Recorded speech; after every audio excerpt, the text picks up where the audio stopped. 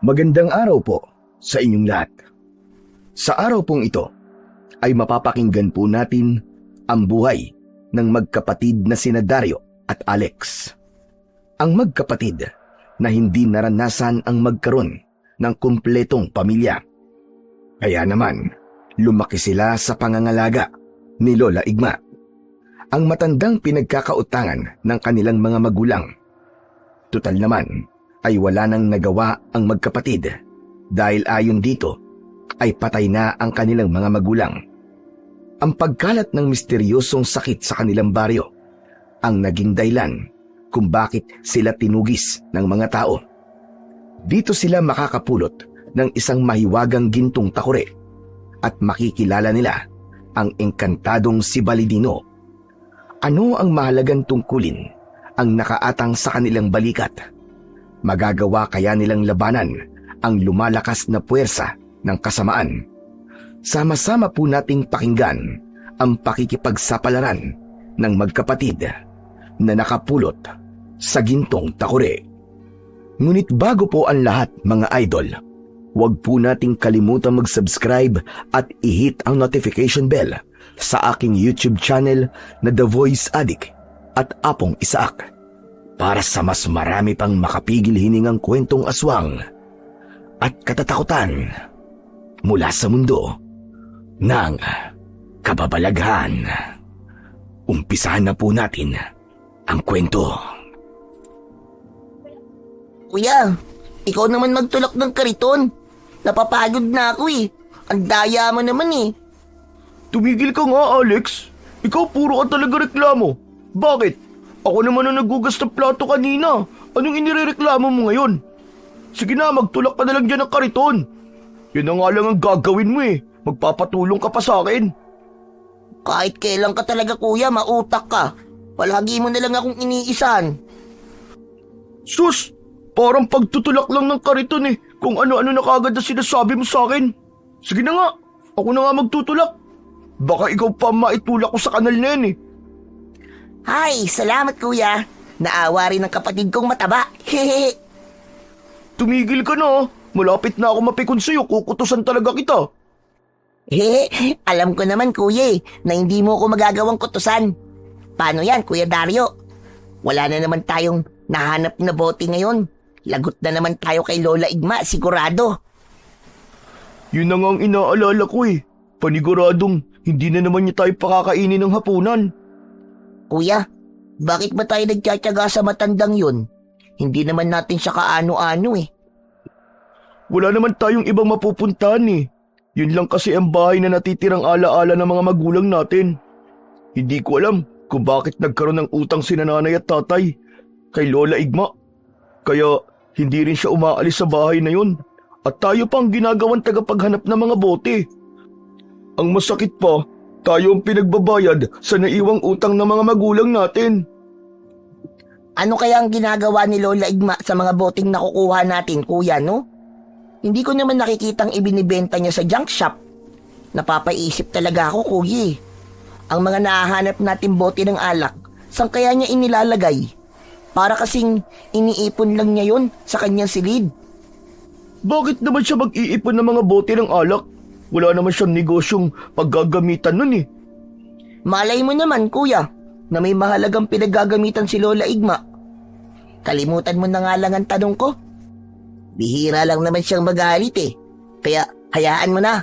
Ang mahalaga, may pamilya pa rin tayong inuuwian. Kahit wala na ang mga magulang natin. Ano ka mo? Anong pamilya? Hindi ko nga alam kung pamilya ba ang tingin niya sa atin eh. Sana lang talaga makabayad na rin tayo sa kanya ng utang nang hindi na natin kailangan maghanap ng mga bote kahit gabi na. Nakakatakot na rin sa lugar na to, no? Kaliwat kanan na mga nawawalang tao sa baryo natin. Baka sa susunod niyan eh, tayo naman ang mabiktima ng mga nangunguha ng bata. Bakit kuya? Hanggang ngayon ba hindi pa rin sila nahahanap?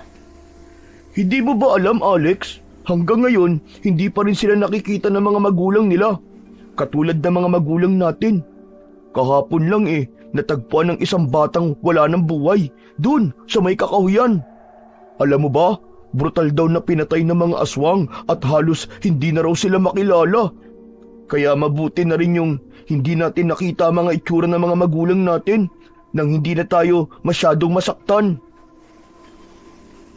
Hindi ko pa rin talaga matanggap na patay na sila, kuya. Parang ang hirap paniwalaan ang sinasabi ni Lola Igma. Lalo na at hindi naman natin nakita ang bangkay ng mga magulang natin. Para sa akin, buhay pa sila. Basta ako, kuya, kapag lumaki na ako, uubusin ko talaga ang mga aswang na nagkakalat ng salot sa lugar na to.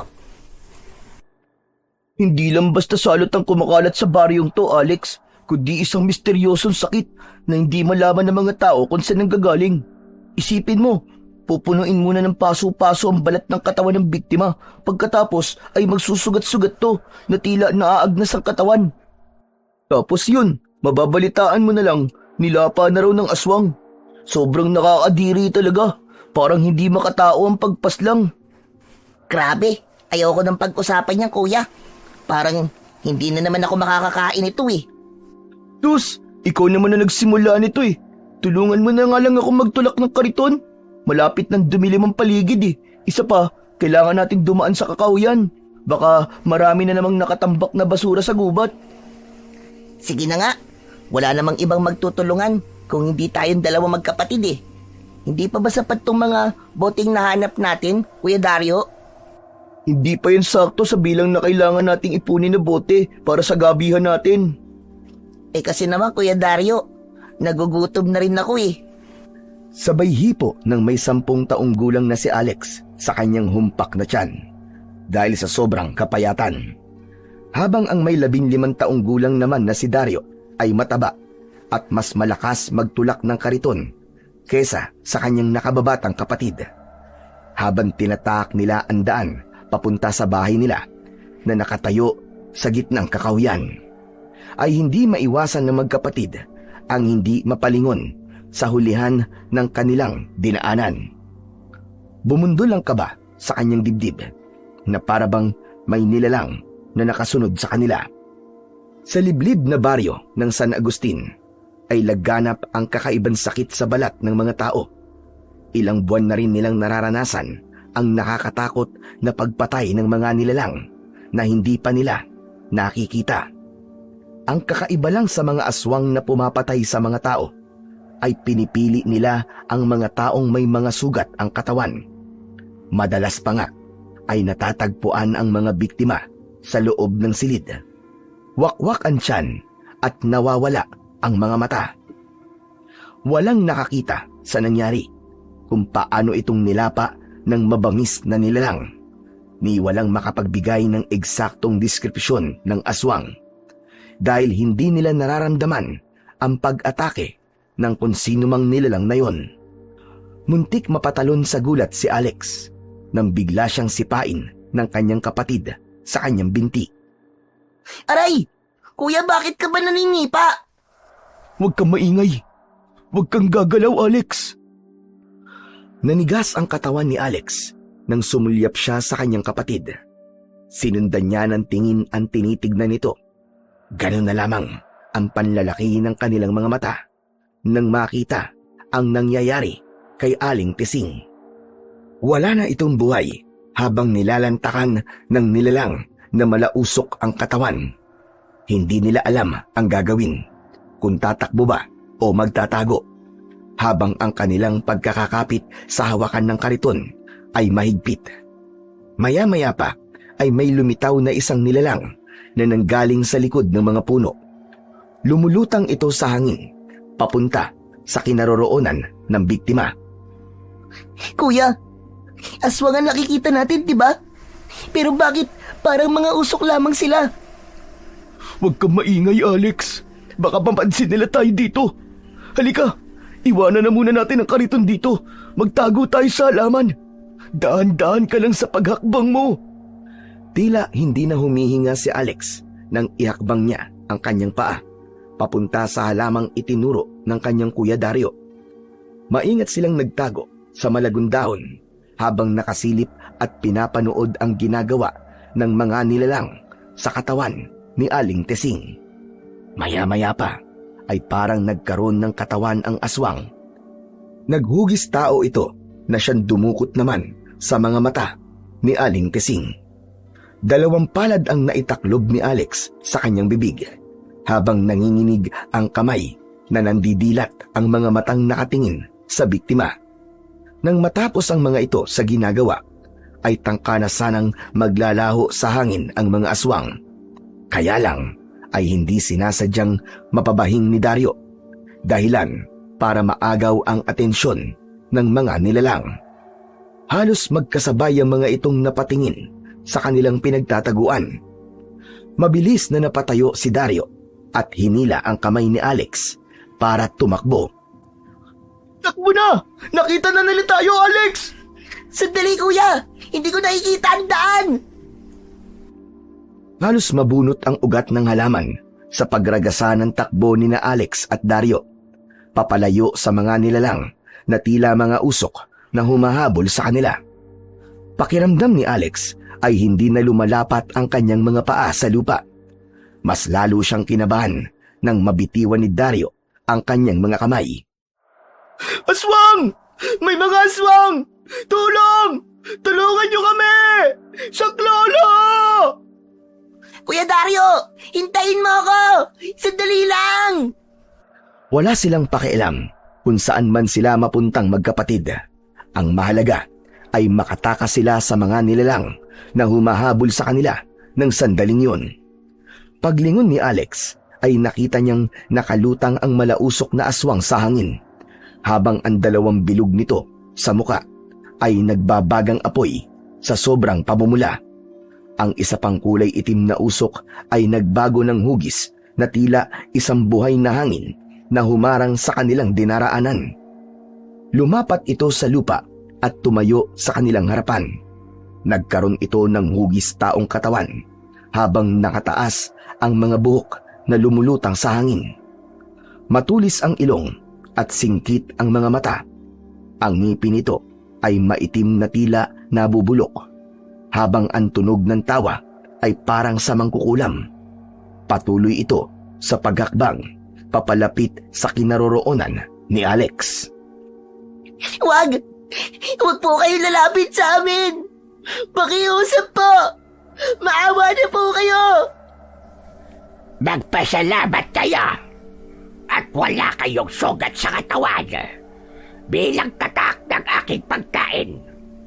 Ang gusto ko, ilihim nyo ang nakita nyo.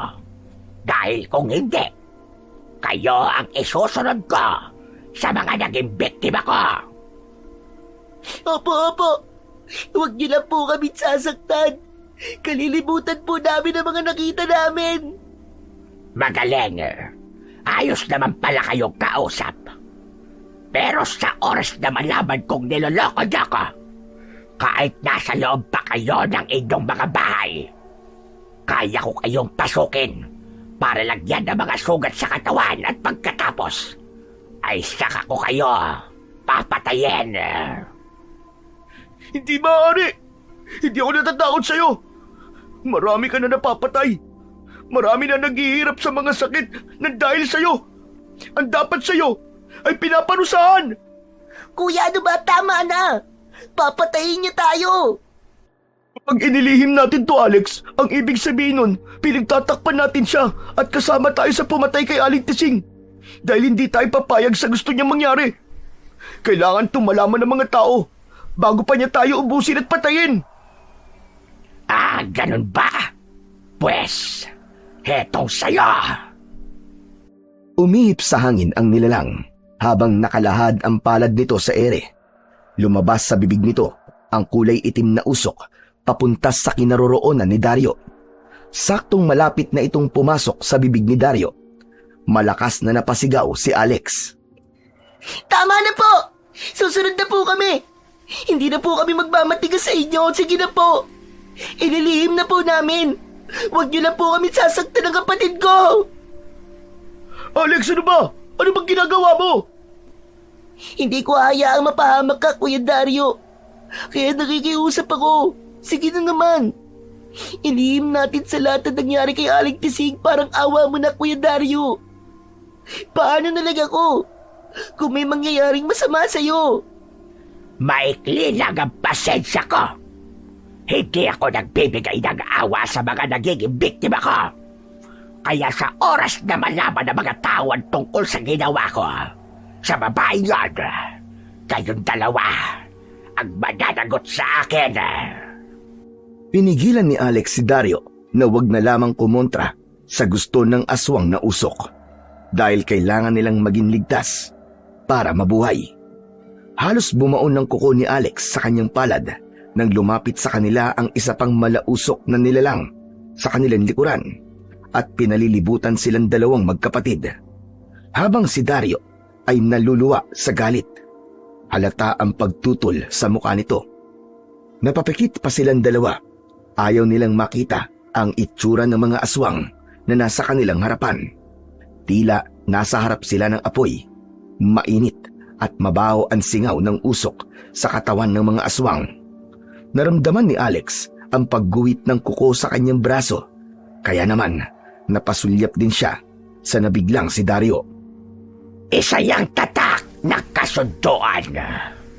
Sa oras na mag-traidor kayo sa akin, makakaramdam kayo ng pananakit ng sugat nyo hanggang sa hindi na ninyo makayang tiisin ng kirot. Kaya magmula ngayon, alipin ko na kayong dalawa. Isa na kayo sa mga bihag ko. Gagawin ko kayong kagaya namin at hindi na kayo makakaligtas sa akin. Hindi ko kayo patatawarin. Ito na ang simula ng pagbabago sa baryong umalipusta sa aking pagkatao. Hindi na nakatanggap ng tugon ng aswang mula sa magkapatid. Kaya naman, nilisan na ng mga ito ang lugar at naiwan sina Dario at Alex na labis ang panginginig ng katawan dahil sa takot. Napaupo sa lupa ang magkapatid at napahagulgol ng iyak si Dario. Dismayado nitong isinubsob ang muka sa dalawa nitong palad. Bakit ka nagdesisyon ng ganun, Alex? Bakit? Hindi mo ba alam na nakagawa ka ng kasalanan? Iniligtas kita, Kuya Dario. Nakita mo ba kung anong kaya niyang gawin sa'yo? Wala tayong laban sa kanya. Wala tayong sandata para labanan sila, Kuya. Patawarin mo ako, Kuya Dario. Pero yun lang ang naisip kong paraan para mabuhay tayong dalawa. Umayo si Dario at sa galit nito ay itinulak sa dibdib si Alex. Kaya naman, si Alex ang bumagsak sa lupa habang nagtatakang napatingin sa kanyang kapatid. Hindi mo alam kung anong ginawa mo! Alipin niya na tayo ngayon! Alipin niya na tayo! At ang pagpayag sa kanya ay buhay din natin na magiging kapalit, Alex. Magiging sunod-sunuran tayo sa lahat ng kanyang gusto. Naiintindihan mo ba yun, Alex? Naiintindihan mo ba kung anong ibig kong sabihin, ha? Ano bang ikinakagalit mo sa akin, Kuya Dario? Iniligtas lang naman kita. Masama ba yun? Wala na akong pakialam ko ano magiging kapalit sa ginawa ko. Ang mahalaga, Kuya Dario, magkasama pa rin tayo. Walang iwanan. Kapatid kita eh. At hindi ko pinagsisisihan na naging desisyon ko na yun. Magtatalo pa sana ang magkapatid nang mapansin nila ang isang kumikislap na bagay sa ilalim ng malagong halaman. Kumukurap-kurap yun na parabang ilaw ng isang alitaptap. Nagkatinginan silang dalawa at luminga sa paligid ng gubat. Siniguro nilang wala na ang mga nilalang sa paligid. Dahan-dahan silang lumapit sa halaman na yun at yumuko. Kuya, tignan mo. Isa tong gintong takore, Kuya. Teka, paano nagkaroon ng gintong takore sa lugar na to? Baka naman may nakaiwan lang nito dito. Ang mabuti pa kaya wag na lang nating kunin to. Kuya Dario, hindi pwede. Kapag nagkataon, mayaman na tayo dahil dyan. Mapapaalis na natin si Lola Igba sa bahay natin. Mababayaran na natin ang utang ng mga magulang natin sa kanya, di ba? Hindi ito gintong na ibibenta, Alex. Isa itong kakaibang gamit na sadyang nagpakita sa atin dito. Pambira naman, Kuya Dario. Halata namang ginto ang takurin yan eh. Akin na. Ako na magdadala niyan. Kung ayaw mong kunin ng gintong takuri, ako na ang bahalang magbenta niyan. Sandali lang, Alex. Hindi tayo dapat basta nalang magtiwala sa gamit na yon. Paano kung may sumpa ang takuri na yan, di ba? Hindi inaalis ni Alex ang tingin sa maliit na gintong takuri na nakasiksik sa halaman. Yumuko si Dario at ito ang maingat na dumampot sa nagliliwanag na takuri. Nang mahawakan yun ni Dario, ay napatayo ito ng tuwid at ibinalot yon sa damit nito. Alex, kailangan na nating umalis sa lugar na to. Bilisan mo! Kuya Dario, sasabihin ba natin kay Lola Igma ang tungkol sa gintong takuri na to? Ano ka ba? Siyempre hindi, no? Gusto mo bang kunin niya sa atin yan? Hanggat hindi natin nalalaman kung ano ang bagay na to, hindi natin to pakikialaman. Sapat na ang nagawa nating kasalanan sa pagtatago natin sa katotohanan tungkol sa isang taong namatay dahil sa aswang. Hindi na natin dadagdagan pa ang nagawa nating pagkakamali. Saka lang naalala ni Alex ang sugat niya sa kanyang braso. Wala na ang bakas ng dugo. Ganon din ang sugat sa braso ng kanyang kuya Dario. Napansin niya na isang marka lang yon na parang isang gasgas sa balat. Mabilis silang naglakad papalayo sa lugar na yon, habang nakatago pa rin ang gintong takuri sa loob ng damit ni Dario. Pagdating nila sa pinag-iwanan nila ng kariton, ay nagulat silang wala na roon ang katawan ni Aling Tising. Wala rin ang bakas ng dugo sa lupa. Kaya naman, nagkatinginan silang magkapatid. Bakas ang matinding takot at pag-aalala sa kanilang mga mukha. Kuya, anong gagawin natin dyan? Paano natin maitatago kay Lola Igma ang takuri na yan? Dito lang yan sa ilalim ng kariton natin. Hindi naman mapapansin ni Lola Igma ang bagay na to dahil mas importante sa kanya mga bote ng alak. Tara na, kinakabahan na ako sa lugar na to eh. Parang kanina pang may nakamasid sa atin eh. Baka guni-guni mo lang yun, Kuya Dario. Saka, nag-aalala akong umuwi sa bahay lalo pat 4 na piraso lang ng bote ng alak ang dala natin.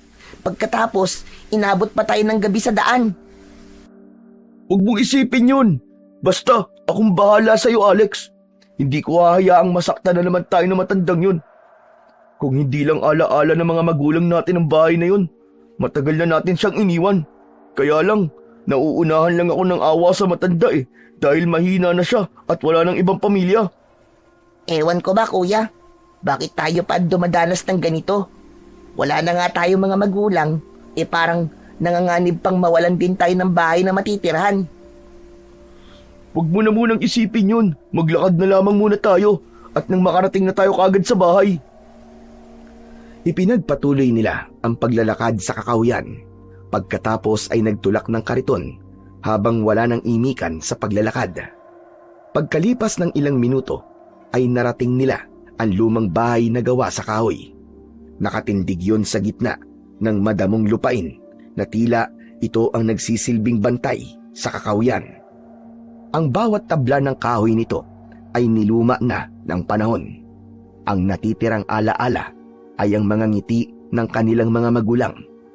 Nakalaylay ang mga kortina sa madidilim nitong bintana at sa ilalim ng malamlam na buwan, ang anino ng mansyon ay hugis halimaw na handang sumunggab sa sinumang mangangas na lumapit. Kahit kailan talaga, Kuya Dario. Hindi ko maisip kung paano naging ganyan ang itsura ng bahay natin.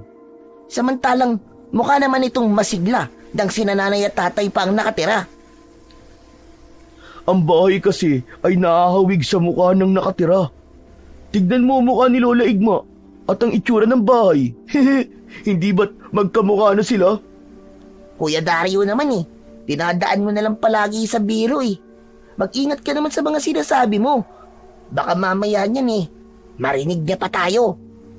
Anong baka marinig ko, ha? Anong ibig niyo sabihin? Ako ba ang pinag-uusapan din yung dalawa?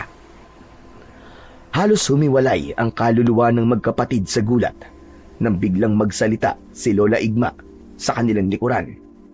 Si Dario na nakangiti ay napalitan ng pag-aalala ang anyo ng muka, habang si Alex naman ay pigil ang tawa habang hindi makatingin sa matanda na ang buhok ay hindi nakatali. Nakalugay yun sa dibdib nito. Kapag humahangin ay kasama ang buhok nito sa pagtaklob sa muka. Kaya naman, saglit na nakalimutan ng magkapatid ang tungkol sa pinatay na si Aling Tising. Nangako sila sa aswang na pumatay sa matanda na walang makakaalam sa nangyari. Kaya iniwasan nila ang matanda na tignan. Anong pinag-uusapan niyo tungkol sa bahay ko, ha? Wala po, Lola Igma. Inaalala lang po namin ang mga magulang namin. Gusto po sana naming makita kahit po ang puntod nila. Hindi ako naniniwalang ang tungkol sa mga magulang niyo pinag-uusapan niyo. Anong meron sa bahay ko, ha? Aba, teka, sandali lang. Bakit ito lang ang mga boteng nakuha niyo? Hindi ito sapat sa dami ng boteng na pag-usapan natin. Alam po namin kung anong ibig niyong sabihin, pero Lola Igma, kanina papuntang halian kaming hindi kumakain ni Alex eh. Baka naman po kahit magsalo na lang po kami sa iisang plato. Bigyan niyo po kami kahit konting makakain lang. Hindi pwede. Ang usapan ay usapan. Kapag pinagbigyan ko kayo ngayon, tiyak na uulitin lang niyo yan sa susunod na araw. Hala, sige. Ipasok niyo ang kariton sa loob ng bahay. Magtitiis kayo sa gutom. Dagdagan niyo bukas ang pagkuha sa mga bote ng alak. Ay, nako. Lintik talaga. Maghapon kayo nawala pagkatapos 4 lang na bote ang nadala niyo rito. Lola Igma, ano po ba kasi ang ginagawa niyo sa mga bote ng alak? Sa palagay ko po, marami na mga boteng nakalagay sa lumang silid na pinag-iimbakan niyo eh. Baka naman po, pwede na kaming kumain. Talagang gutom na po kami ni Kuya eh. Maawa naman po kayo sa amin. Kailan ka pa nag-usisa sa mga ginagawa ko, ha, Alex? Nagre-reklamo ba kayo sa mga patakaran ko dito sa bahay? Aba kung ayaw nyo ng mga kondisyon ko, umalis kayo. Malaya kayo sa gusto ninyong gawin. Hindi ko kayo pipigilan. Alalahanin ninyong sa oras na umalis kayo sa bahay, hindi na kayo makakabalik dito. Lola Igme, pasensya na po kayo sa kapatid ko. Gutom lang po siya kaya niya po nasasabi yun. Hayaan niyo po at pagsasabihan ko na lang po siya. Abay, dapat lang. Dahil sa susunod na magtanong at magrereklamo pa kayo sa mga ginagawa ko at patakaran, abay, hindi ko na kayo pagtsatsaga ang dalawa. Palalayasin ko talaga kayo sa aking pamamahay. Magpasalamat na lamang kayo at kahit papano, naaawa pa ako sa inyo. Nakakaintindihan ba tayo? Bakit niyo naman po kami palalayasin? Bahay naman po namin to. Inangkin niyo lang po sa mga magulang namin. Ano ka ba? Ulitin mo nga ang sinabi mo, Alex. Wala po, sige po. Ipapasok na po namin ang kariton sa loob ng bahay. Aangal-angal pa. Wala namang kakayahan. Mga inotel na hampas lupa. Sa laki ng utang sa akin ng mga magulang nyo, kulang pa mga buhay nyo para bayaran ang utang nila sa akin. Kaya wala kayong karapatang magreklamo o makita ang puntod ng mga walang yan yung mga magulang. Malas nyo dahil nagkaroon kayo ng manlulokong ama at ina. Kasabay ng pagtalikod ni Lola Igma ang pagtulo ng luha sa mga mata ni Alex. Nanginginig ang kanyang kamay dahil sa galit. Dahil hindi niya alam kung gaano pa sila katagal na magtitiis sa masasakit na salitang binibitiwan ni Lola Igma sa kanila. Dahil hanggang ngayon ay hindi pa rin nila alam kung ano bang klase ng utang ang dapat nilang bayaran sa matanda. Kuya Dario, ang lupit-lupit niya. Ang gusto ko lang naman makasama ang mga magulang natin. Gusto ko silang makita. Kahit patay na sila. May awa ang Diyos, Alex. Makikita rin natin ang kanilang puntod. Subukan nating sundan si Lola Igma kahit saan siya magpunta. Pero sa ngayon, mas gusto kong makita ang laman ng nakuha nating gintong takore. Tila naglaho ang lahat ng sama ng loob ni Alex nang mabanggit ni Dario ang tungkol sa binabalak nitong gawin. Kahit nararamdaman niya ang pangangalam ng kanyang sikmura, sumunod siya sa kanyang kapatid at itinabi ang kariton sa isang sulok ng kanilang kwarto na siyang tulugan naman nila. Tila bodega ang kanilang silid tulugan dahil bukod sa mainit na, ay tambakan din yun ng mga kasangkapang hindi na ginagamit. Maingat na kinuha ni Dario ang gintong takure sa ilalim ng kariton, saka pumasok sa loob ng kanilang kwarto. Si Alex naman ang nagsara ng pinto. Si Dario ang naunang naupo sa katre na gawa sa tabla. Hinintay siya nitong lumapit bago nito binuksan ang takip. Pagsilip nila sa loob ay madilim lang yun at wala naman silang nakitang laman. Anak ng... Wala naman laman to, Kuya Dario eh. Baka ito lang talagang labas ang mahalaga sa gintong takuri na to. Mahilig kasi tayo maniwala sa mga kwento ng mga matatandang nakakasalamuha natin eh. Kaya tayo nag-isip na baka may iba pang kayamanang nakalagay sa loob ng takuri na yan. Baka naman isang kagamitan lang to ng pan-display. Kasi kung totoong ginto to, aba, imposible namang pakalat-kalat lang to sa damuhan nang wala man lang nagkaka-interes. Bigla tuloy ako nagutom uli, Kuya Dario. Akma na sanang itatabi ni Dario ang gintong takuri nang muntik nitong mabitiwan at nasaluyon ng kamay ng magkapatid. Bigla silang nakaramdam ng malakas na pagyanig sa loob ng takuri na para bang may gustong lumabas. Nang hinawakan nila ang labas ng gintong takuri, tila ba may dumaloy na kuryente sa kanilang mga kamay. Hindi sila makasigaw dahil nag-aalala silang baka marinig sila ng matanda. Habang hindi pa rin nila binibitiwan ang gintong takuri. At sa isang iglap, kumidlat ang liwanag mula sa loob ng takuri.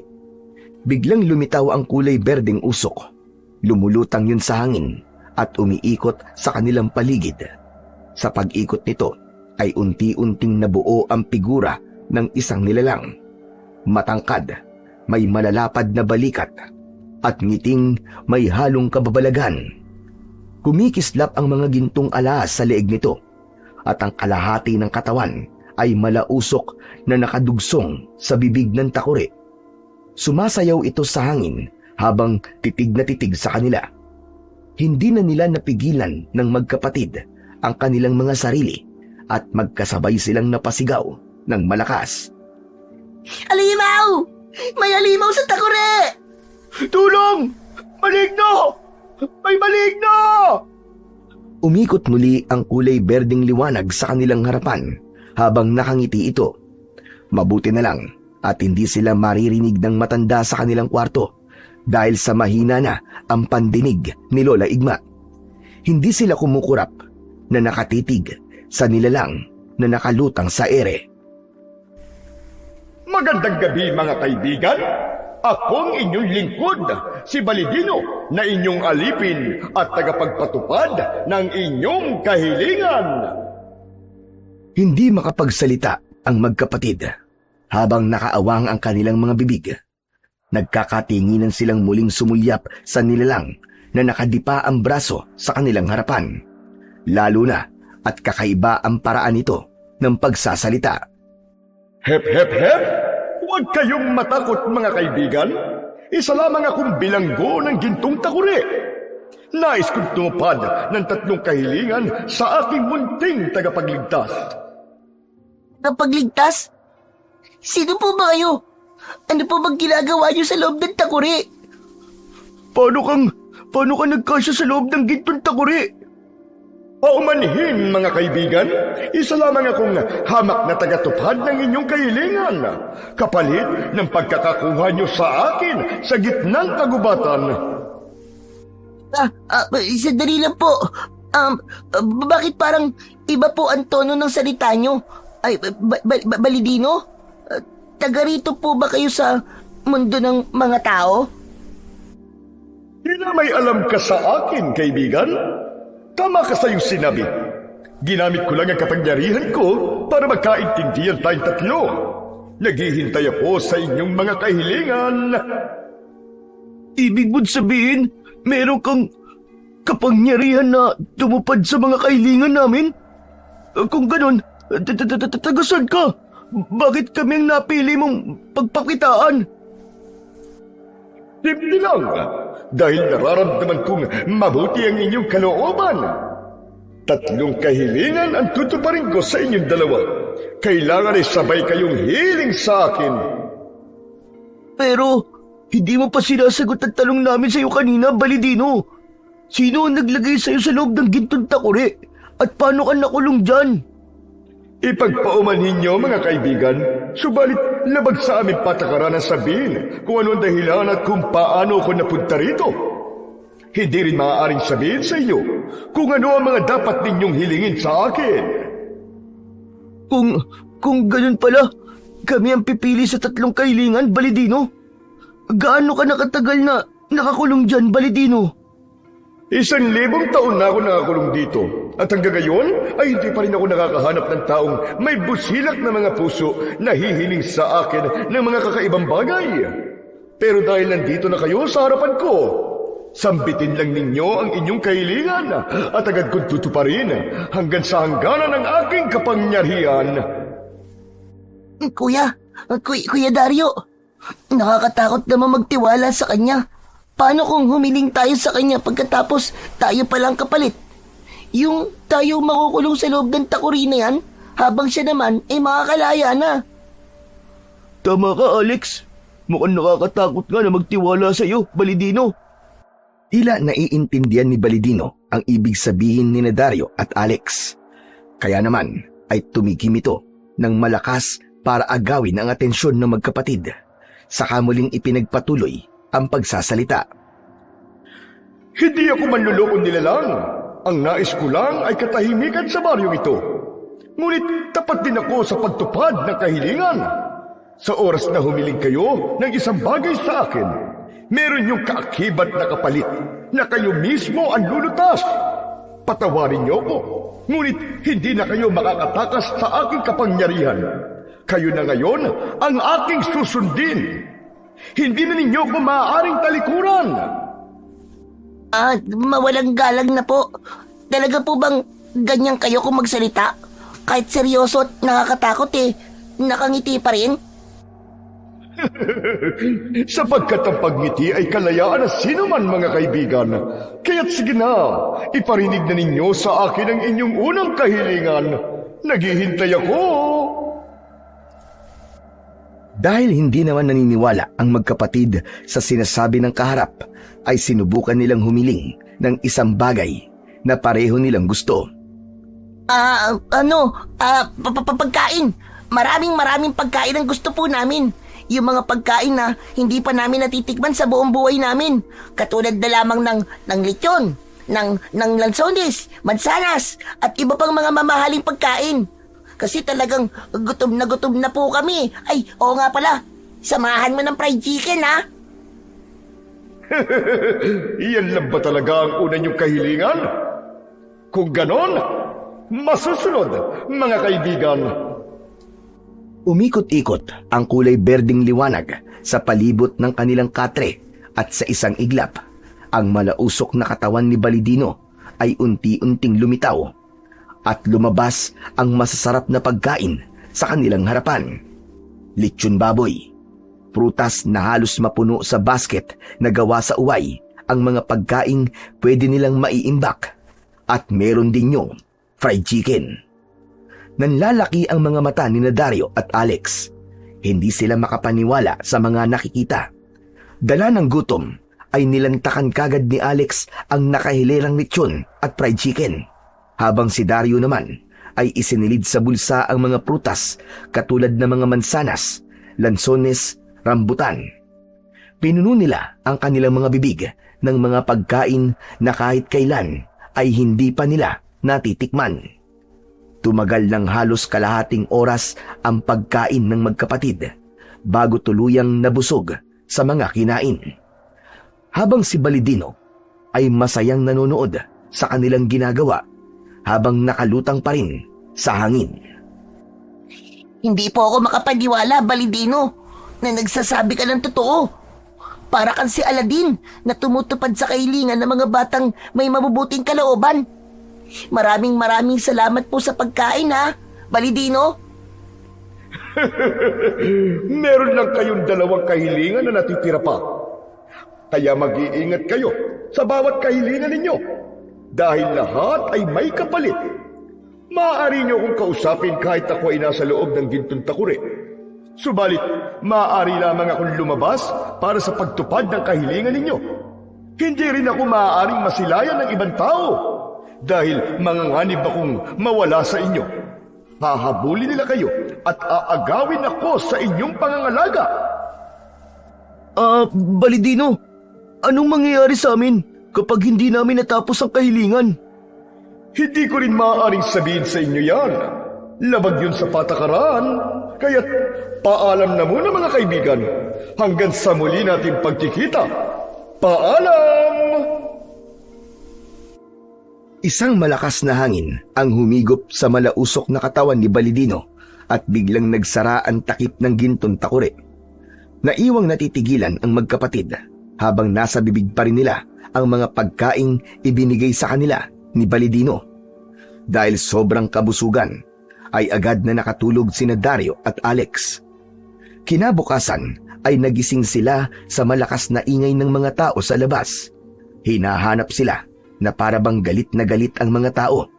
Ganon din ang malalakas na katok sa labas ng kanilang kwarto at narinig ang galit na boses ni Lola Igma. Dario! Alex! Lumabas kayo ng kwarto nyo. Maraming tao naghahanap sa inyo sa labas. Ano ba? Mga tulog mantika. Nagkakagulo na sa labas eh. Hindi nyo pa naririnig. Kuya Dario, gising. Kuya Dario, gumising ka. Kanina pa nagwawala si Lola Igmi sa labas ng kwarto natin. Bakit daw?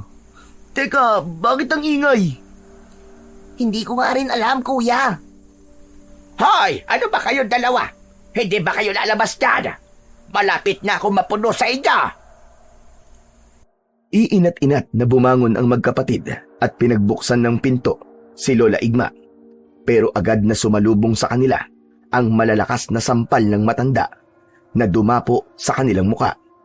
Dala ng pagkabigla ay napagtaasan ni Dario ng boses ang matanda. Ano po bang problema niyo, Lola Igma? Kaya aga-aga po nananakit na kagad kayo. Ano po bang kasalanan namin at sinaktan niyo po kami ng ganito? Abat lintik na batang ito ah. Nagtatanong ka pa. Kanina pa nagwawala mga tao sa labas ng bakura natin at hinahanap nila kayo dahil nakita raw nila kayong nanggaling sa gubat kung saan natagpo ang patay si Tising. Pero wala naman po kaming kinalaman dun eh. Wala po kaming alam sa pagkamatay ni Alin Tising. Siya nga po, Lola Igma. Huwag kayo sa akin magpaliwanag. Doon kayo magpaliwanag sa mga tao na kay aga-agay ng bubulahaw dito. Paalisin nyo mga lintik na yan bago pa ako pagdiliman ng mga mata sa inyo. Halos hindi makahinga sina Dario at Alex dahil sa pag-aalala.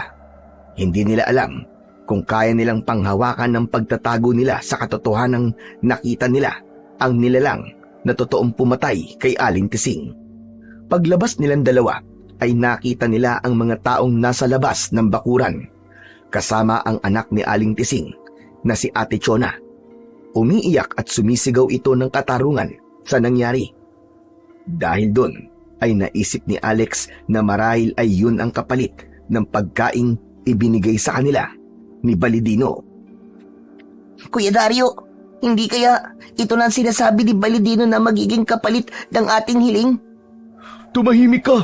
Baka marinig nila tayo. Kasalanan mo to eh. Kapag wala ng ibang paraan, sasabihin ko na sa kanila ang totoo. Kesa naman tayo mapahamak. Pero Kuya Dario, wag. Paano sinabi ng aswang sa atin? Paano kung totohanin niya ang banta niya sa atin? Tayo naman ang balikan niya. Muling sumigaw sa galit si Chona. Ayon dito, ay silang dalawa lang naman ang huling nakitang lumabas sa kakahuyan at balisa. Yun na kagad ang pinagbatayan ng mga tao para sila ay pagbintangan sa pagkamatay ni Aling Tising. Maya-maya pa ay dumagsa na ang ibang mga tao. Pilit ang mga ito na sirain ang bakod na gawa sa kahoy. Gusto ng mga taong pumasok at suriin sina Dario at Alex, kasama ang mga kalalakihang may dadtad na sugat sa katawan.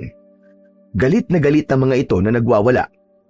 Dahil pati ang pagkakaroon ng mga ito ng sugat sa balat ay sa kanila na rin ibinibintang. Sigaw ng mga ito, sila ay anak ng aswang, anak ng salot at may dalang kamalasan sa baryo.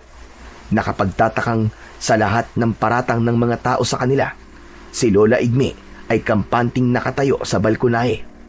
Baka sa mukha nito ang tuwa habang pinapanood kung paano silang duruin sa mukha ng mga tao. Maging ang mga magulang nilang matagal nang nananahimik ay nadadamay pa sa galit ng mga tao sa kanila. Wala po kaming kasalanan ng kapatid ko. Hindi kami aswang at lalong hindi po kami salot na nagdadala ng kamalasan sa baryong to. Paano niyo po nasasabi sa amin ang mga bagay na yan? Hindi po ba't naging mabuting tao naman po sina Inay at Itay sa inyo? Kuya Dario, anong gagawin natin? Natatakot na ako sa kanila. Huwag ka matakot sa kanila dahil wala naman tayong ginagawang kasalanan. Hindi tayo ang pumatay kay Aling Tising at alam ng Diyos na hindi tayo may gawa nun. Sandali lang. Hindi pa ba ninyo paaalisin ang mga taong yan? Ano ba nagawa niyong kasalanan at galit na galit sa inyo mga tao? Naisip ba ninyo na baka sa nangyari ngayon ay hindi na kayo makakahanap ng mga bote sa kanilang lugar? Wala na po kaming pakialam kung wala na kaming mahanap na mga bote sa baryo. Basta mapatunayan lang po namin na wala kaming ginagawang masama sa kanila. Wala kaming kasalanan. Ang mabuti pa kaya sabihin na lang namin sa kanila na alam namin kung sino ang pumatay kay Aling Tising. Kuya Dario, bakit mo sinabi kay Lola Igme? Ano sabi mo, ha, Dario? Alam namin kung anong klaseng nilalang ang pumatay kay Aling Tising. Kaya kung mapapahama kami ngayon dahil kami ang itinuturong pumatay kay Aling Tising, ay mas gugustuhin na po naming mamatay kesa ang pagbintangan po kami mga salot, aswang at may dalang kamalasan. Hindi po namin matatanggap yun. Tila nabigla si Dario sa mga sinabi, kaya naman umiwas ito ng tingin sa matanda at hinarap ang mga tao. Nilapitan ni na Alex at Dario ang mga tao, ngunit hindi nila inaasahan na babatuhin sila ng mga ito ng tsinelas, bato at kung ano-ano pang mga bagay na nahahawakan ng mga ito. Kaya naman si Lola Igma ang lumapit sa mga ito at nandidilat ang mga mata dahil sa galit. Hoy! Ikaw, Chona! Sadya bang makitid ang utak mo para pagbintangan ng mga apo ko sa pagpatay sa nanay mo? Kung hindi ako nagkakamali, wakwak ang tiyan at nawawala ang mga mata ni Tising. Malakas ang kutob kong pinatay siya ng naititismis niyang kaibigan. Kaya imbes na awayin at batuhin niyo mga apo ko, humanap na muna kayo ng matibay na ebidensya na magtuturo sa kanila na sila nga ang mga aswang. Galit na sumagot si Ate Chona at sinabi nitong alam ng babae na hindi nito totoong apo sina Dario at Alex. Kaya naman, nadamay na ang matanda sa galit ng mga tao. Tuluyan nang nagwala ang mga tao dahil sigurado raw ang mga ito na ang magkapatid ang aswang. Ilang beses na raw na nakikita ng mga ito na kapag na may namamatay sa baryo, ay nakikita sina Dario at Alex na papalabas sa gubat. Kaya itong mga huling nangyari, alam na nilang yun na raw ang matibay na ebidensyang magtuturo sa magkapatid. Teka lang naman po. Ano pong kinalaman namin doon? Naghahanap lang naman po kami ng bote ng alak sa gubat dahil doon kayo madalas na magtapon ng mga basura. Hindi pinakinggan ng mga tao ang sinasabi ni Alex. Mabilis na nasira ng mga tao ang bakod na gawa sa kahoy at hinabol sila ng mga ito para pagtulungang bugbugin. Mabuti na lang at nagawa na ng dalawa na makatakbo papunta sa silid nila at makuha ang gintong takore. Sa likod sila dumaan para tumakas. Naiwan nila si Lola Igma na hindi naman pinakialaman ng mga tao. Yakap ang gintong takore ay mabilis ang kanilang takbo papunta sa kakawyan. Ililigtas nila ang kanilang sarili laban sa mga tao na nais silang patayin. Parang mga wala sa sarili ang mga ito at ayaw makinig sa kanilang paliwanag. Kuya Dario, saan na tayo pupunta ngayon? Alex, saka na natin isipin yan. Ang mahalaga, makaalis na muna tayo sa lugar na to. Sa gitna ng makulimlim na kalangitan na bahagyang sumisikat ang araw, malamig ang hihip ng hangin. Humahampas sa kanilang muka ang hangin, habang mahigpit na yakap ni Dario ang gintong takure. Samantalang si Alex ay habol ang sariling hininga na tinahak ang masukal na daan ng kagubatan. Basang-basa ang kanilang mga paa sa hamog at putik, ngunit hindi sila tumigil sa pagtakbo. Ang bawat hakbang ay may halong takot at determinasyong makatakas. Sa likuran nila, ang mga yabag ng mga humahabol ay unti-unting lumalakas. Parang mga aninong walang muka na pilit silang inaabutan. Kumakabog ang dibdib ng nakakatandang kapatid habang hawak-hawak ang kamay ng bunsong si Alex. Sandali lang, Kuya Dario. Hindi ko na kaya. Magpahinga na muna tayo. Hindi tayo maaaring magpahinga, Alex. Hindi tayo titigilan ng mga taong yun. Hindi mo ba napapansin na parang wala sila sa kanilang mga sarili? Halika na! Nariyan na sila, baka abutan na tayo! Mabilis na tumatakbo ang magkapatid habang habol ang sariling hininga. Sa bawat pagtalon sa ugat ng punong nakalitaw sa daan ay hindi sila naghihiwalay. Bawat pag-iwas sa mga matutulis na sanga, hindi nila iniisip ang sakit o pagod. Ngunit pagdating nila sa gitnang kakahuyan, humarang ang 3 tao na tadtad sugat sa katawan. Umiiyak ang mga ito sa labis na galit at agad silang sinugod ng suntok. Kaya naman, dala ng takot ay bumaling ang dalawa sa ibang direksyon ng daan. Hindi nila alam kung bakit sila hinahabol ng mga nilalang na yon. Ang gubat ay tila naging buhay. Sumasabay ang kalikasan sa kaba ng kanilang pagtakas. Umiingay ang mga daon, sumisipol ang hangin, at dumadaloy ang kabog ng puso sa kanilang pagtakbo. Naluluwang tiniis ni Alex ang sakit ng kanyang paa at dibdib. Kasalanan to ni Balidino eh. Humanda talaga siya sa akin. Makikita niya. Hindi ko siya patatawarin. Oy! Naririnig kita, kaibigan Dario. Maging ikaw, Alex. Alam ko ang pinagdadaanan niyo ngayon. Subalit wala akong kasalanan sa mga nangyayari. Ang tanging dahilan lamang ng inyong paghihirap ay ang nakita nila ang gintong takuri sa inyong kamay. Kagaya ng aking sinabi, hindi maaaring makita ng ibang tao ang gintong takuri sapagkat sila ay mag-aagawan na parang nawawala sa kanilang mga katinuan. Iyon ang nangyayari ngayon. Pero, sigurado po akong hindi nila nakita ang gintong takuri. Pero bakit tinahabol pa rin po nila kami? Hindi ba't nabanggit ng babae na nakita nila kayo nang lumabas kayo ng gubat? Maaaring doon kayo nila nakita. Kaya nagkakagulo sila ngayon dahil ang balak nila kunin ang gintong takuri. Huwag kayong pumayag. Gawin nyo ang lahat ng inyong makakaya para hindi makuha sa inyo ang gintong takuri. Ano ba? Tumigil ka na nga sa mga makaluma mong pagsasalita. Ikaw pa rin ang dahilan kung bakit kami napapahamak ngayon. Kuya, sandali lang. Tignan mo, may malausok na nakaharang sa ating dinadaanan. Mukhang tama nga si Balidino. Hindi nila tayo tatantanan sa paghabol sa atin. Sila ang kalaban. Sila ang totoong may gawa nito. Kaya mag-iingat kayo, mga kaibigan. Hindi kayo maaaring mapahamak. Tumigil ka na nga. Huwag kang umasta na parang wala kang kasalanan. Teka, hindi mo ba kami pwedeng tulungan? Ikinilulungkot kong hindi. Subalit, tagapagpatupad lamang ako ng hiling ninyong magkapatid. Hindi ako maaaring sumali sa inyong laban. Hindi ako maaaring sumuway sa patakaran ng gintong takuri. Hindi inaalis ni Alex ang tingin sa nilalang na nakalutang sa hangin. Nakatayo lang ito sa bahaging madilim na kakahuyan. Panay rin ang kanilang tingin sa likuran sa pag-aalalang baka naabutan na sila ng mga taong humahabol sa kanila. Kuya Dario, ano nang gagawin natin?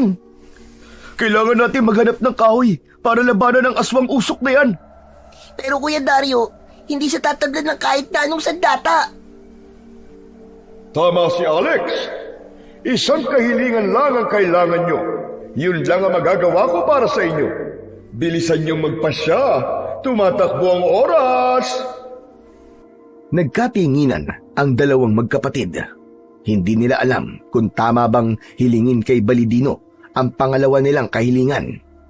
Tumango si Dario bilang pagsang-ayon sa sinabi ni Balidino, kaya wala nang nagawa si Alex. Kuya Dario, ang kailangan natin ay sandatang panlaban sa mga nilalang na langgugulo sa ating baryo. Siguro tama ka. Kailangan nating matalo ang aswang na pumipigil sa atin ngayon. Tignan mo kuya, hindi siya makakaalis sa bahaging yun ng kakahuyan. Pagkakataon na natin para mapatay ang aswang. Teka, sigurado na bang sandatang makakatalo sa aswang ang hihilingan natin, Alex? Paano kung ito ang kapalit sa bawat hiling natin? Ang kapalit sa pagtupad ng inyong kahilingan ay kapag natapos na ang inyong mga hiling. Kaya ang nangyayari sa inyo ngayon ay sadyang hindi ko kagagawan. Isa itong salot at katulad nyo, hindi lang kayo ang nawalan ng pamilya at magulang. Ako ay matagal nang nangungulila sa pamilya kong naiwan. Pero kung 1,000 taong ka lang nakakulong sa gintong takore, maaaring patay na ang iyong pamilya, Balidino. Hindi pa sila patay, sapagkat magkaiba ang takbo ng taon sa mundo nyo at sa mundo naming mga engkanto. Kaya't sige na, humiling na kayo. Isa pang hiling ang kailangan ninyo. Ito na. Ang kahilingan namin ng kapatid ko si Alex ay sandatang makakatalo sa lahat ng uri ng aswang, pati na sa nilalang na may malausok na katawan. Iyon lang ba? Kung ganon, aking tutuparin ang inyong pangalawang kahilingan. Heto na! Lumabas ang makapal na kulay berdeng usok mula sa loob ng gintong takore at lumabas si Balidino. Umikot ito sa kanilang katawan at sa isang iglap ay naramdaman ni Alex ang sandata sa kanyang mga kamay. Isang espada na may bumabalot na kulay berdeng usok. Naglalagablab yun na parabang may nakabalot na apoy. Maglalaho ang sandatang yan sa palad ninyo sa oras na wala nang banta ng panganib sa inyong paligid. Ngunit, ang pinakahuling kahilingan nyo ay ang pinakahuling sandali na makakausap nyo ko. Kaya dapat ay bukal sa loob nyo ang pagbibigay ng mga hiling. Sana'y magtagumpay kayo sa pakikipaglaban sa mga aswang na usok. Paalam! Saka muling bumalik sa gintong takore si Balidino habang ang kanilang sandata ay itinutok sa malausok na nilalang na nakalutang sa hangin. Hindi pa rin ito makaalis sa bahaging yun dahil sa sikat ng araw. Isang malakas kagad na paghampas ang ginawa ni Dario at Alex laban sa nilalang. Lumiwanag ang katawan at kulay itim na usok at nasira yon sa kanilang paningin. Indikasyong nagawa nilang paslangin ang aswang usok na walang kahirap-hirap. Grabe! Ang dali lang naman pala nilang matalo, Kuya Dario. Nagamit tuloy natin ang pangalawang hiling. Pero ang astig ng sandatang ibinigay sa atin ni Balidino, Kuya Dario.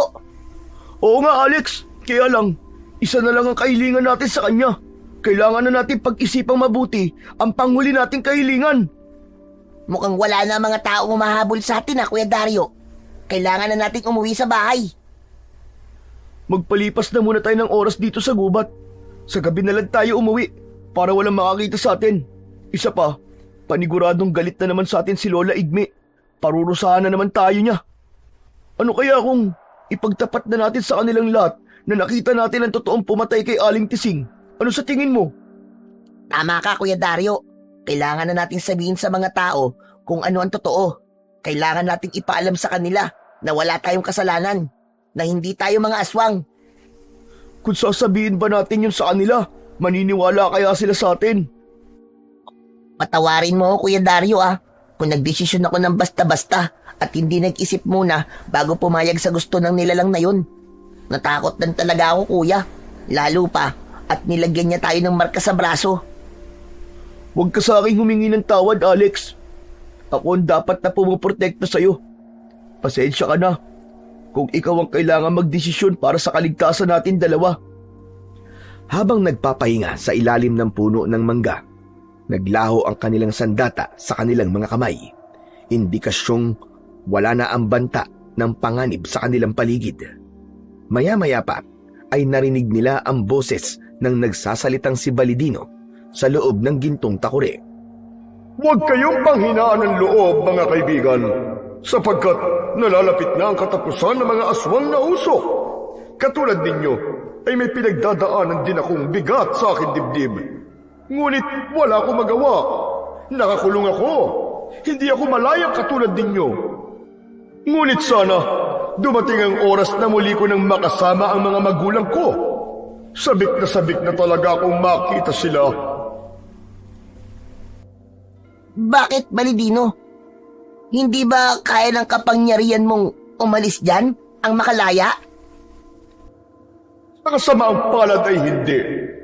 Dahil isa lamang akong hamak na ang tingerong engkanto na nakialam sa masasamang gawain ng mga elementong ayaw magpasakop sa kaharian naming mga immortal. Kaya sa aking nagawa, naparusahan ako't nakulong dito. Malaki ang naging kasalanan ko sa mga magulang ko, sapagkat hindi ko pinakinggan ang kanilang mga payo. Ako pa rin ang nasunod sa buhay ko. Kaya nandito ako ngayon, nagdudusa, habang nag-iisang hinaharap ang problema. Naramdaman ni Alex ang lungkot sa boses ni Balidino. Tila nawala ang ngiti sa labi nito at hindi niya maintindihan kung ano ang mga sinasabi nito. Isa lang ang alam niya. Katulad niya ay nangungulila na rin ito sa mga magulang. Ngunit silang dalawa ni Dario ay wala na silang pagkakataon para makausap at makasama pa ang kanilang nanay at tatay. Dahil ultimo libingan ng mga ito ay hindi sinasabi sa kanila ni Lola Igma. Ilang oras din ang lumipas at namalayan nilang madilim na ang paligid. Nalibang sila sa pakikipag-usap kay Balidino. Maya-maya pa ay nagsimula ng lumiwanag ang paligid dahil sa paglitaw ng bilog na buwan sa ulap. Nagdesisyon na silang pumunta sa bahay ni Lola Igma. Nakapagtataka namang hindi man lang nakakaramdam ng gutom si Alex. Sa halip, mabilis silang naglakad pabalik sa bahay nila. Pagdating nila sa labas ng bakuran, ay nagtataka sina Dario at Alex sa kakaibang katahimikan ng buong bahay. Maingat silang umikot papunta sa pintuan ng kusina. Nagpalinga-linga rin sila sa paligid ng bahay sa pag-aalalang baka may mga tao pa ring nakaabang sa kanila. Kuya Dario, parang wala si Lola Igma sa bahay natin ah. Nasaan kaya siya?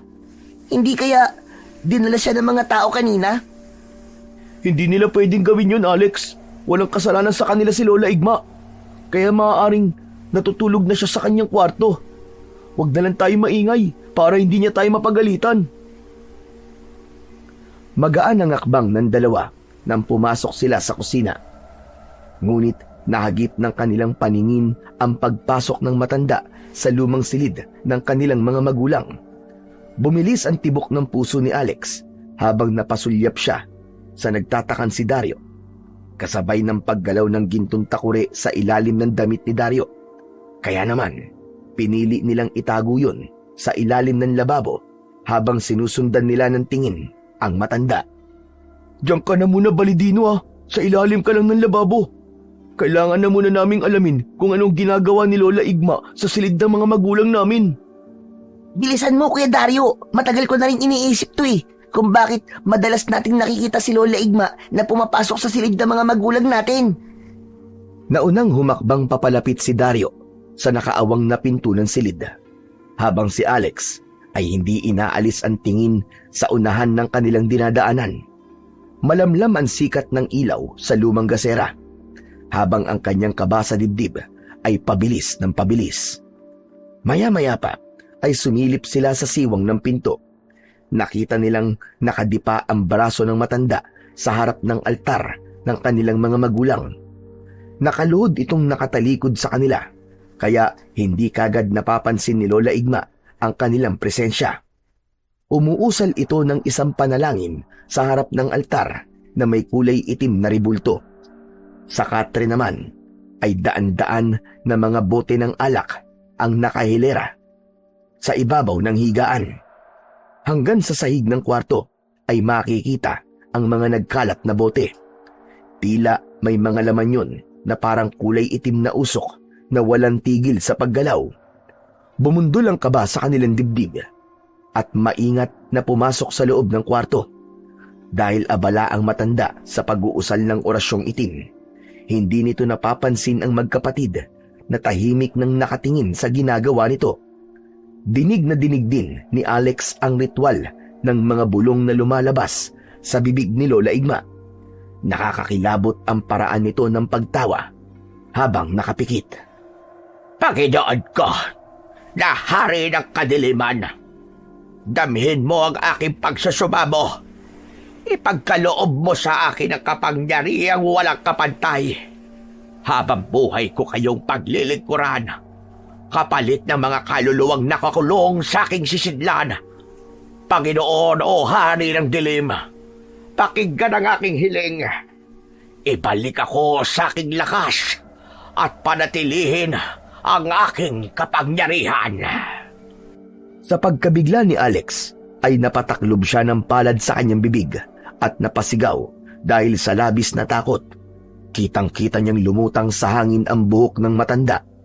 Kasunod nun ang paglitaw ng malausok nilang espada sa kanilang mga palad ni Dario.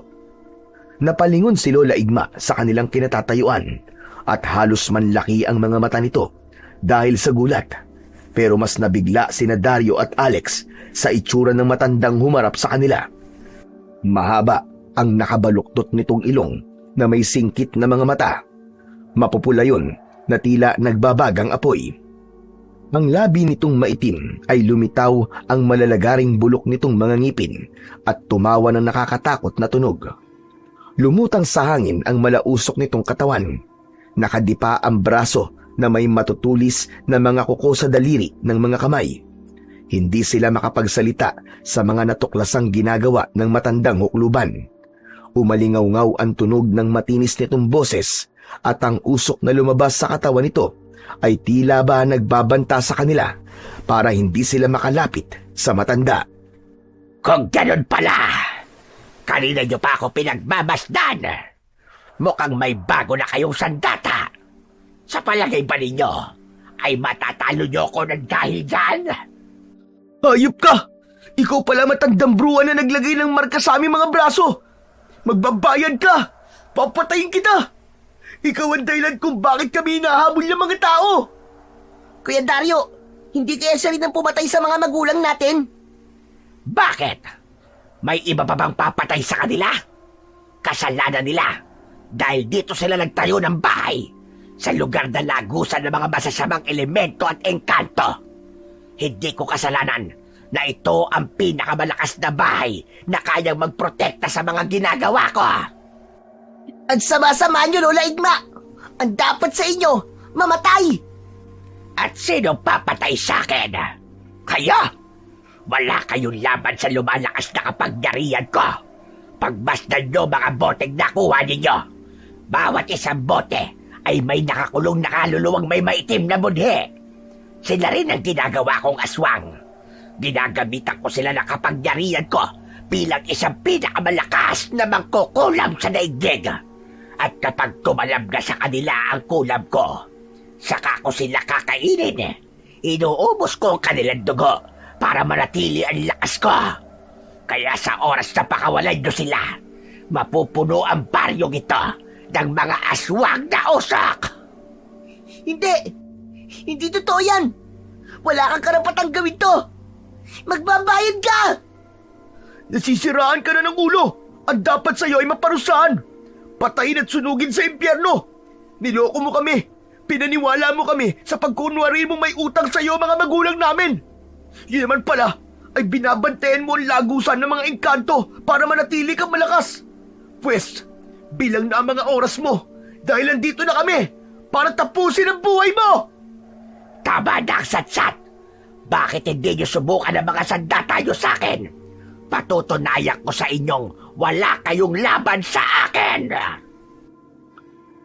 Lumapat ang mga paa ni Lola Igme sa saig na gawa sa makinis na tabla ng kahoy. Akmang aatake pa lang si Alex ay pumitik na sa hangin ng matanda. Bigla ang naramdaman niyang malakas na puwersa na tumama sa kanyang sikmura. Bumalandra siya sa dingding at bumagsak sa saig. Gumuhit ang sakit sa kanyang likod. Halos mapaigik siya sa lakas ng pagkakabagsak niya sa saig. Alex! Kapatid ko! Nakita nyo na? Wala kayong panama sa kapangyarihan ko. Magagawa ko rin sa inyo mga ginawa ko sa mga magulang nyo. Kahit pa ang pinakamalakas na antingerong engkanto na lumaban sa akin ay walang nagawa. Kayo pa kayang batang may hina at walang kakayang lumaban sa akin? Ha! Dito na kayo maililibing. Dito na kayo mamamatay. Kasama ng ipinagmamalaki niyong espada. Dahil sa mga narinig ni Alex mula sa matandang mangkukulam, kasabay niyang umatake si Dario sa kinatatayuan ni Lola Igme. Ngunit kasabay rin nun ang pagsakit ng mga marka nila sa kanilang braso. Makirot na halos hindi sila makahinga sa pagguwit ng sugat sa kanilang balat. Pareho nilang nahawakan ang kanilang braso at napaluhod sa saig. Bumulwak ang dugo na tila may malalim yun na sugat. Kasunod ng malakas na pagtawa ng aswang sa kanilang harapan, ay pakiramdam naman na parang paulit-ulit silang sinasaksak ng kutsilyo. Bumagsak sa sahig ang magkapatid habang namimilipit sa labis na sakit ng kanilang sugat. Wala na sana akong balak na saktang kayong dalawa. Kaya lang, nakita na ninyo ang ginagawa ko. Kaya't sayang naman, may pakinabang pa naman kayo sa akin. Mahirap talaga kapag mga pakailamero napapadali ang mga buhay. Kuya, ang sakit. Hindi ko na matagalan ang kirot. Tanungan mo ako, Kuya Dario. Tigilan mo na to! Bakit mo ba ito ginagawa? Wala kaming kasalanan sa'yo. Kahit ang mga magulang namin, wala silang ginagawa sa'yo. Paano niyo ito nagagawa? Itigil niyo na to! Nakikiusap kami sa'yo! Kayo ang tumigil! Sagabal lang kayo sa mga plano ko. Pinatay at pinagtaksila ng mga tao sa baryong ito ang pamilya ko. Pinatay nila ang mga magulang ko. Kaya walang dahilan para itigil ko ito.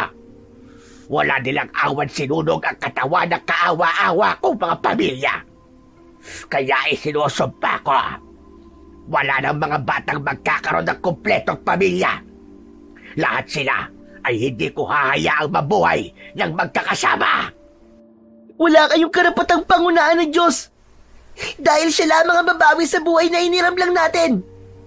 Ang kapal ng mukha niyong ituring ang sarili niyong may malakas na kapangyarihan.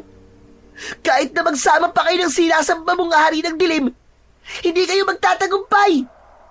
Manahimik ka! Huwag na huwag mong babanggitin ang Diyos sa harapan ko dahil wala siyang nagawa. Habang unti-unting nilalamon ng apoy ang katawan ng mga magulang ko. Babanggitin ko ang Panginoon kahit kailan ko gusto. Dahil siya lang ang dakilang lumikha na tatalo sa kasamaan mong halimaw ka. Pinatay mo ang mga magulang ko at yun ang maliwanag. At wala kaming kinalaman sa dahilan ng mga pinaglalaban mo. Ito na ang katapusan mo. Mamamatay ka na ngayon sa mga kamay ko! Itinutok ni Alex ang kanyang sandatang espada sa mukha ng nakalutang na matandang bruwang aswang at bigla na lang siyang umangat sa sahig. Diretso nang inatake ng nagliliwanag niyang espada si Lola Igma, na nagulat sa malakas na kapangyarihang lumabas sa kanyang espada. Nasasalag nito ang bawat pag-atake niya gamit ang matibay nitong mga kuko. Nagmistulang lumilingas yun sa bawat umpugan ng kuko nito at talim ng kanyang sandata, habang si Dario ay sinamantala ang pagkakataon. Bumangon ito at lulutang din sa ere. Pinagtulungan nilang atakihin si Lola Igma na tinamaan ng espada sa braso at leeg. Bumagsak ito sa saig, kasabay ng paglapat din ng kanilang mga paa sa saig. Bumangon ang matandang mangkukulam at mas naging mabangis ang anyo nito. Kumulubot ang muka at nagkaroon ng kulay itim na patulis na sombrero sa ulo. Ang ilong ay mas sumaba at umalingaw-ngaw ang malakas nitong pagtawa. Kasunod ang paglitaw ng walis tingting nito na may mahabang tangkay na gawa sa kahoy ang dulo. Lumipad itong paikot sa buong silid habang nakatitig sa kanilang muka. Teka, paano nagkaroon ng sandata ang isang mangkukulam nang hindi ko magamit ng orasyon? Kuya Dario, ayos ka lang ba? Ayos lang ako, Alex. Kailangan natin pag-aralan ang kanyang galaw. Nararamdaman kong kaya hindi siya umaalis sa kwartong to dahil meron siyang binabantayan. Sinasabi mo ba, Kuya Dario, na meron siyang kahinaan sa lugar na to? Oo, at yun ang aalamin natin. Bantayan mo lang ang bawat lipad niya. Magagawa rin natin siya talunin. Maging alerto ka lang dahil nararamdaman kong hindi pa niya lubos na ipinapakita ang kanyang tunay na kapangyarihan. Ano? Natatakot na ba kayo? Ang mabuti pa, ibigay na lamang niyo sa akin ang wala niyong kwentang espada. Hindi! Hindi mo makukuha sa amin ang espada ang may bahid ng kabutihan. Ikaw ang sumuko! Ikaw ang matakot sa gagawin namin! Kayo ang matakot sa akin dahil ako ang hahatol sa mga buhay ninyo! Itinaas nito sa ere ang kaliwang kamay na parabang may pinipiga sa loob ng kamao nito. Kasabay ng pagsigaw nilang dalawa ni Dario dahil nararamdaman nila ang pagpiga sa kanilang mga sugat sa braso. Napahiga sila sa sahig habang namimilipit sa sakit. Ngunit si Alex, pinilit niyang tumayo. Tiniis niya ang sakit at itinaas ang hawak na sandata. Isang malakas na pagpalo ng espada ang ginawa ni Alex sa matanda. Ngunit tumama lang yun sa hangin. Ang malausok na katawan ni Lola Igma ay tila sumabay lang sa paggalaw ng hangin. Kaya naman, lumampas ang kanyang sandata sa katawan nito. Diretso siyang napasubsob sa mga nakahilerang bote ng alak. Nabasag ang 2 bote at umalingaw-ngaw ang halakhak ni Lola Igma. Pero nang makita nitong bumagsak yun sa sahig at inatake ni Alex ang lumabas na kulay itim na usok sa bote gamit ang espada, bumakas ang takot sa mukha nito at lumikot ang mga mata na inihanda ang walis tingting para sa pag-atake sa kanila. Magkakasunod na pagpalo ng walis ang ginawa nito laban kay Alex. Naging agresibo ito sa pagsugod at halata ang galit sa mga mata. Tila nawala si Lola Igma sa pagtitimpi at tuluyang nasira ni Alex ang diskarte ng matanda. Bawat pag-atake ni Lola Igma ng walis sa katawan ni Alex ay mabilis niyang naiiwasan, habang si Alex ay abala sa pakikipaglaban sa aswang na si Lola Igma.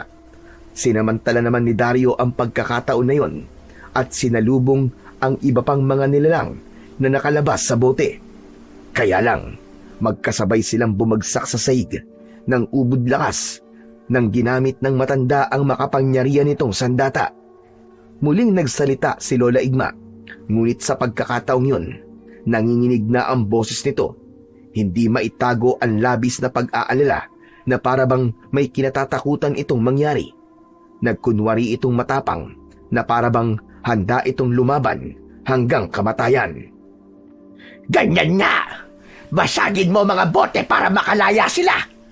Makakawala sila sa kulungan, ngunit isa na siyang aswang usok! Hindi! Hindi ka magtatagumpay sa binabalak mo! Kitang-kita kong panginginig ng boses sa katawan mong hayop ka! Kaya alam naming nandito lang ang pinagkukunan mo ng lakas at kapangyarihan! At yun ang dahilan kung bakit hindi ka lumalabas sa loob ng kwartong to! Hindi kami makakapayag na hindi ka managot sa lahat ng to. Patutunayan namin na may magagawa kami para pigilan ka. Sa klase ng panginginig ng katawan mo ngayon, tila tama ang kapatid ko si Alex sa mga sinabi niya. Dahan-dahang tumayo si Dario at hinarap ang matandang nakalutang sa hangin. Kasunod ng paglitaw ng 2 nilalang sa kanilang harapan.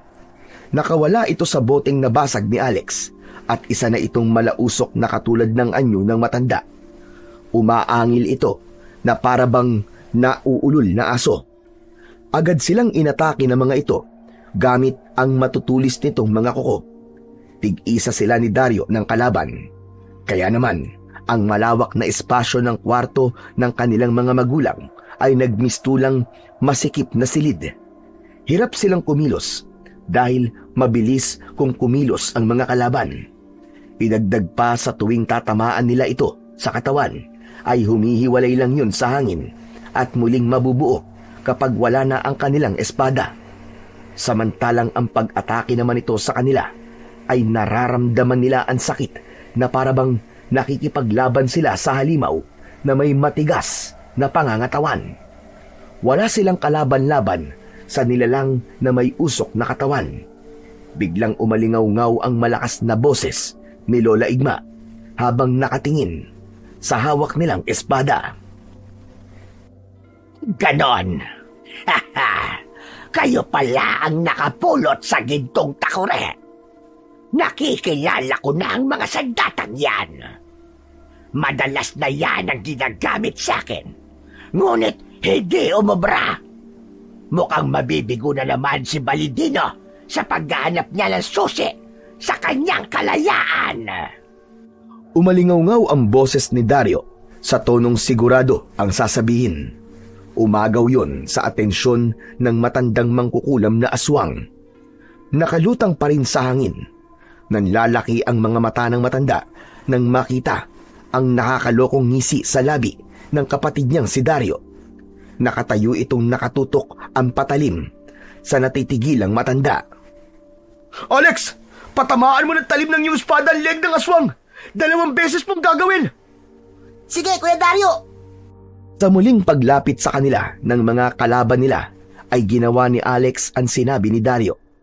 2 magkasalubong na pagtaga ang ginawa ni Alex sa leeg ng nilalang na umaangil na papalapit sa kanyang kinatatayuan. Halos manlaki ang kanilang mga mata nang mapabagsak nila ang mga aswang usok sa sahig. Nasa leeg pala ng mga aswang ang kanilang kahinaan at nalaman yon ng kanyang Kuya Dario. Ang sugat na tinamo ng mga ito ay gumuhit sa katawan ng matandang nakatayo sa kanilang harapan. Isang patunay lamang na ang kahinaan pala ng aswang na si Lola Igma ay nasa mismong laman ng mga bote. Dahil yun din ang pinagkukunan nito ng lakas sa tuwing nagsasagawa ito ng isang ritual.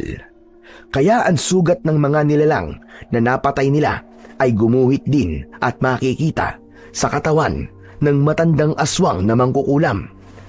Mas lalong bumakas ang takot sa mga mata nito at nag-aalalang napatingin sa kinaroroonan ng natitira pang mga bote. Ngayon, sabihin mo sa aking hayop ka na walang makakatalo sa'yo! Ano? Magsalita ka! Hindi! Paano mong nagawa yon? Magbabayad kayong 2 magkapatid!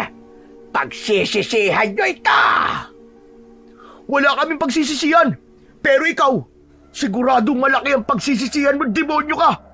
Ngayon alam na namin kung nasan ang kahinaan mo! Kuya Dario, konektado sa kanya ang ginagawa natin sa mga aswang na usok. Tama ka, Alex. Dahil isa siyang mangkukulam na gumagawa ng aswang. Dati ko nang alam ang tungkol sa ganitong gawain. Kaya sinubukan ko lang sa kanya ngayon kung e-epekto ang naiisip kong paraan. Sige na, basagin natin ang lahat ng mga bote. Sa oras na maging aswang na usok ang mga kaluluwang nakakulong dyan, sila ang papatayin natin para masugatan din natin si Lola Igma. Umilos na nga ang magkapatid. Magkatulong na nagbasag ng mga bote silang 2, habang si Lola Igma ay walang tigil sa pagwawala. Nakahiga lang ito sa sahig at hindi makagalaw. Hindi nito malapitan sina Dario at Alex dahil iwinawasiwas nila ang kanilang sandata sa ere. Bawat paglitaw ng mga itim na usok mula sa loob ng mga bote ay inaatake na nila kagad ito ng espada sa leeg. Sinubukan ng matanda na pigilan sila sa kanilang mga ginagawa. Tumayo ito, ngunit agad ding napaluhod sa sahig. Tuluyan ng hina ang katawan nito. Bumagsak sa sahig ng pasadsad si Lola Igma habang nagkikikisay ang katawan. Ang mukha nito ay umuusok ng kulay berdeng liwanag. Ang mga marka sa braso ni Dario at Alex ay tuluyang nawala. Nakita nila ang mga nagkalat na bote sa sahig, katabi ng mga nilalang na napaslang nila. Naglaho ang katawan ni Lola Igma at naging isang kulay itim na palayok. Lahat ng mga biktima nito ay nahigop at pumasok sa loob ng banga. Binalot ito ng makapal na kulay itim na usok at tuluyang nawala sa kanilang paningin. Dala ng labis na tuwa, nagyakap ang 2 magkapatid. Naluluwa silang binalikan ang gintong takore sa ilalim ng lababo at masaya nilang ibinalita yon kay Balidino. Ang pagkakatalo nila sa mangkukulam na aswang. Binabati ko kayo mga kaibigan. Tunay na ang kasamaan ay kailanman hinding-hindi mananalo sa puwersa ng kabutihan. Ngunit kung hindi nyo mamasamain, Kailangan ko nang malaman ang inyong panghuling kahilingan.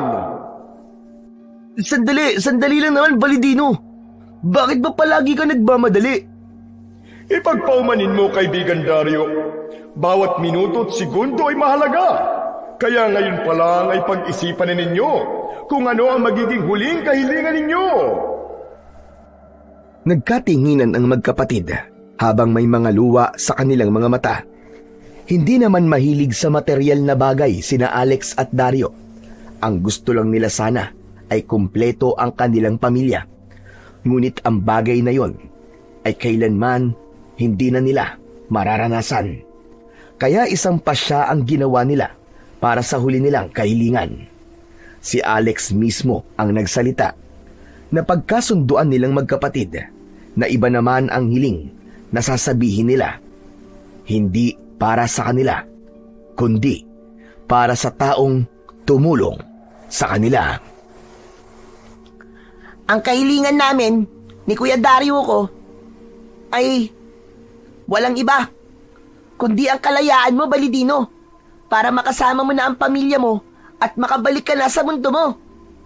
Hindi kagad nakapagsalita si Balidino. Tila ba tumigil ang oras sa pagitan nila. Ang paligid ay tumahimik na ang tanging maririnig na lang ay ang malakas na hagulgol ng isang nilalang na hindi makapaniwala sa mga narinig. Ni hindi ito makatingin sa gawin na magkapatid at punong-puno ng kasiyahan ang bakas ng mukha nito. Sandali! Bakit ako naging huli niyong kahilingan? Bakit ang hindi para sa inyong ginhawa? Mahal kong mga kaibigan. Dahil alam namin ang hirap kung gaano kasakit ang malayo o mawala ng mga magulang. Kaya, imbis na kami, ikaw na lang ang gusto namin maging masaya at makalaya sa kulungang yan. Hindi ka masamang tao, Balidino. Kaya walang dahilan para parusahan ka ng ganyan. Kung malakas man ang kapangyarihan mo bilang antingero, mas tamang makalaya ka na at patuloy na gumawa ng kabutihan sa mga tao. Maraming salamat, kaibigan. Salamat sa tulong mo. Diyos ko! Hindi ako makapaniwala sa inyong mga sinabi. May mga natitira pa palang mga batang may busilak na mga puso. Hindi sila nagkamali. Totoo ang kanilang mga sinabi. Hindi na mahalaga, Balidino, kung ano pa mga nangyari sa'yo dati at kung paano ka napunta sa loob ng gintong takore. Alam na namin kung sino nagkulong sa'yo dyan. Kung sino man ang tinutukoy mong nagsabi sa'yo na hindi ka nagkamali, maraming salamat dahil nakilala ka namin, kaibigan Balidino. Talagang busilak ang inyong mga kalooban, mahal kong mga kaibigan. Ang huling kahilingan ay aking tutuparin dahil nakapasa kayo sa pagsubok. Isang kahilingan ko naman ang ipagkakaloob sa inyo bilang kapalit sa kabutihan ng inyong mga hiling. Isang malakas na kulay berdeng liwanag ang nakita ni Alex na bumalot sa katawan ng gintong takore, kasabay ng pagkumpas ng mga kamay ni Balidino. Napansin niya ang paglitaw ng figura ng tao kasabay ng paglaho ng gintong takore. Isang maamong muka ng matikas na binatang lalaki ang nakita nilang nakatayo sa kanilang harapan. Nakangiti itong humarap sa kanila. Kasunod ng paglitaw ng dalawa pang anyo ng nilalang sa tabi nito. Tuluyang naglaho ang mga espada nila sa kanilang kamay at hindi agad nakapagsalita nang makilala kung sino ang mga nakatayo sa kanilang harapan. Mga anak! Ang mga anak ko! Diyos ko! Nakalaya na kami! Malaya na kami, mga anak! Ganon din ang babaeng umiiyak na tinawid ang pagitan nila para lang mayakap sila ng maigpit.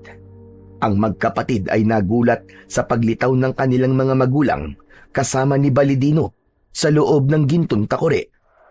Isang misteryosong pangyayari na ngayon lang din nila naiintindihan. Halos mapuno ng iyakan ang loob ng bahay ni Dario at Alex. Sa mahabang panahon na pagkawala ng kanilang mga magulang, halos hindi sila makapaniwalang nahahawakan at nayayakap na nila ang mga ito. Nay! Tay! Totoo po ba ito? Hindi po ba ito isang panaginip lang? Hindi ito isang panaginip, anak. Totoo kami. Totoo kaming nasa harapan ninyo at nayayakap nyo. Nakalaya kami sa loob ng gintong takuri dahil sa inyong katatagan at kabutihang loob. Natalo ninyo ang matandang hukluban na yon na nagkulong sa amin sa loob ng gintong takuri. Halos 10 taong kaming nawala sa piling ninyong magkapatid. Ang lalaki nyo na! Tay, Nay, akala po namin talaga patay na kayo. Akala po namin hindi na po namin kayo makakasama habang buhay. Ikinulong kami sa gintong takuri kasama ni Balidino. Siya ang nagligtas sa amin.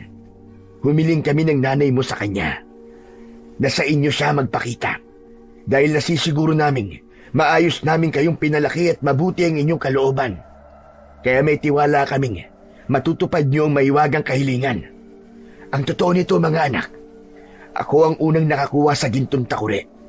Kaya lang inabigo ako at hindi ko natapos ang huli kong kahilingan. Kaya nakulong ako sa gintong takuri. Ganon din na nangyari sa nanay niyo. Kaya hindi nagtagal, nakasama ko rin siya sa loob. Pero bakit po? Bakit hindi niyo sinabi sa amin ni Kuya Dario ang katotohanan, Tay? Nandyan lang pala kayo sa loob ng gintong takuri. Pwede niyo naman po kaming kausapin, Dahil isa yun sa patakaran ng sumpa ng mangkukulam. Ang hindi ipaalam ang totoong nangyari sa amin. Alam namin, mga anak, kung anong hirap ang pinagdaanan nyo sa kamay ng mangkukulam na yun. Patawarin nyo kami ng nanay nyo. Hindi namin kayo naprotektahan. Nay, Tay, hindi na po mahalaga kung anong nakaraan. Ang mahalaga po ngayon, nakaligtas na po kayo. At kasama na po namin kayo ni Alex. Buo na po uli ang pamilya natin. Kaya nga po, Nay, Tay. Mahal na mahal po namin kayo. Buo na po ang pamilya natin. At hindi po hinayaan ng Panginoong Diyos na tuluyang mawala kayo sa amin ni Kuya Dario. Napuno ng iyakan ang buong bahay dahil sa pagbabalik ng kanilang mga magulang, habang si Balidino ay masayang-masaya sa nakikitang eksena sa harapan. Hindi nito akalaing matatagpuan ang dalawang magkapatid. Kaya hindi rin mawala ang ngiti nito sa labi nito. Sa matagal nitong pagkakakulong sa loob ng gintong takuri, ay natagpuan nito ang tunay na larawan ng pagmamahal ng mga anak sa kanilang mga magulang. Natupad nito ang mahiwagang kahilingan na tuluyang nagpalaya sa engkantadong si Balidino. Pinahanga niyo kong magkapatid. Naaalala ko rin ang mga kapatid kong naiwan sa mundo namin.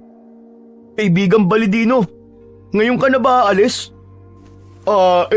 Ano kasi?